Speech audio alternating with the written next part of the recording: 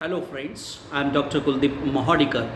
In this video, I will be presenting second part of P.B. Shelley, and this part is entitled as P.B. Shelley or Melancholy Note in Shelley's Poetry. Shelley's poetry is the artistic version of his life. He is one of those poets who learned in suffering what they teach in song. His song appeals profoundly to us because it is the voice of desire, a through of the heart. The poignance and the pathos of his poetry make it enchantingly sweet and moving because our sweetest songs are those that tale of saddest thought. In Alastor, in Adonis, and his wonderful lyrics, Shelley is like a wanderer following a vague, beautiful vision, forever sad and forever unsatisfied. Melancholy, which is the salient feature, characteristic of romantic art, it is a typical feature of Shelley's poetry also.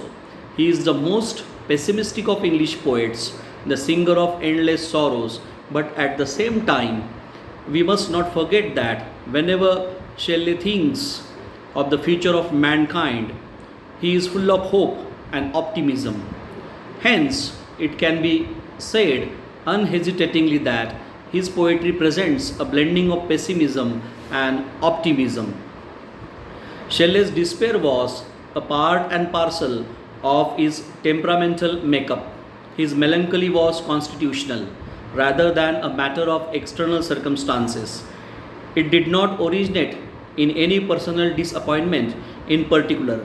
As Quiller Couch says, I quote, the true miseries of Shelley's life as of Byron's were not of external contrivances. I unquote. Certainly, Shelley had little to complain of except his own extra sensitive nature. The grandson of a rich country squire who was prepared to provide for as many illegitimate children as Shelley chose to have never really tasting extreme poverty as Chatterton and Keats did. Even loving some woman or other, Shelley had no very strong external reasons, certainly not as strong as other poets before and after him had, to be so pessimistic in outlook. Such cries as his desire lie down like a tired child and weep away this life of care were more probably the ebb of his high tide of his idealism, a reaction from the intensity, the feverishness, the rush and speed of his thought life. Thus, his melancholy may be designated as the melancholy of art and artist, a principle that has persisted in Teutonic literatures. Its roots, perhaps, are three generations recognition of the incompleteness of human life, inability to express a thought or truth, and failure to secure more than a very slight share of the responsible sympathy of men and women. Shelley's despair was a part and parcel of his temperamental makeup. We have already seen. That his melancholy was constitutional. Then Shelley was a born rebel who stood against the dead weight of social conventions and religious traditions. He was woefully misunderstood for his revolutionary idealism throughout his life and was subjected to the most hostile and unsympathetic criticism. Society did not accept his utopian dreams and turned him into an outcast. At Oxford, he wrote a pamphlet on the necessity of atheism and was therefore expelled from the university. He tried to practice his own unorthodox theory of free love. Therefore, he was regarded as an immoral and corrupt fellow and was widely despised and condemned. His first wife, Harriet, committed suicide after a turbulent period of unsuccessful married life. The Court of Chancery punished him by depriving him of the guardianship of his children by the first wife. He pursued one woman after another to find the ideal beloved of his dreams, but always felt disillusioned and dejected. His health failed him, and his companions deserted him. This sense of unjust persecution, uh, desolation, and loneliness made his poetry pathetic and gloomy. Ever unsatisfied and painful yearning followed by abortive efforts and repeated disappointment is thus the root cause of Shelley's persistent melancholy. We get two portraits of miserable and melancholic Shelley in his poetry. The first is seen in Alastair and the second in Adonis. In Alastair, he presents an extremely pessimistic picture of himself.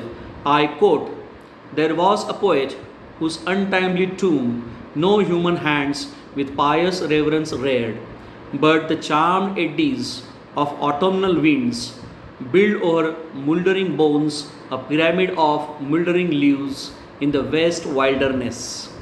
A lovely youth, no mourning maiden decked with weeping flowers or votive cypress wreath, the lone couch of his everlasting sleep, gentle and brave and generous, no lorn bard, breathed over his dark fate one melodious sigh. He lived, he died, he sung in solitude."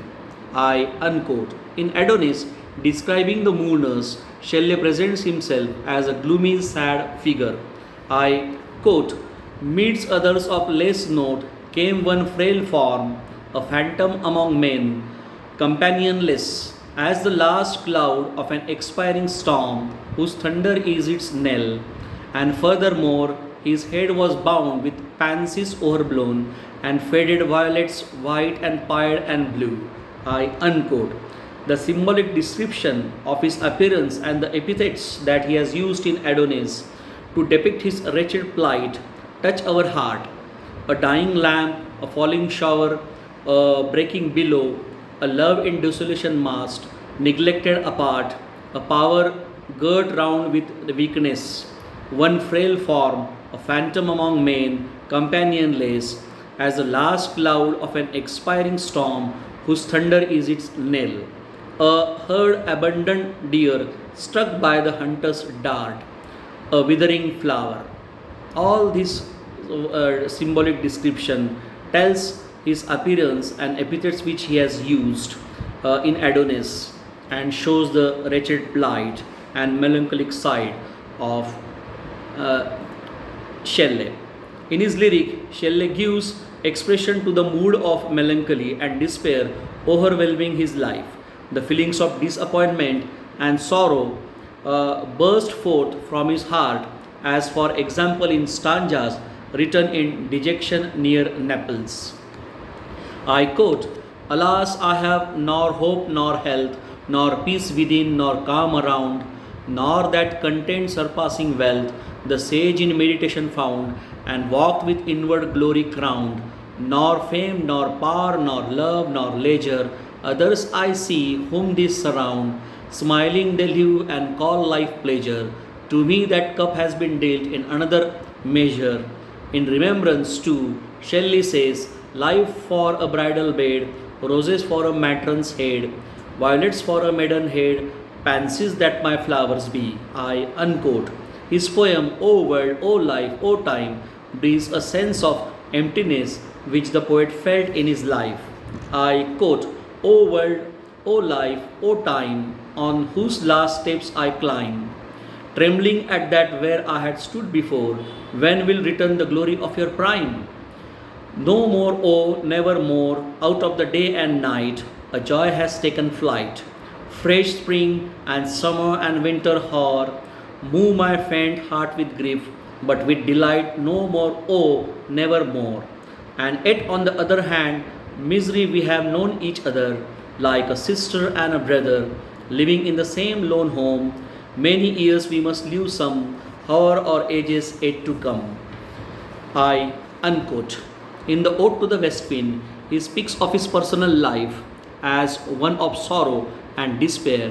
I quote, O life, me as a wave leave a cloud. I fall upon the thorns of life. I bleed. A heavy weight of hearts has chained and bowed. One too like thee, tameless and swift and proud."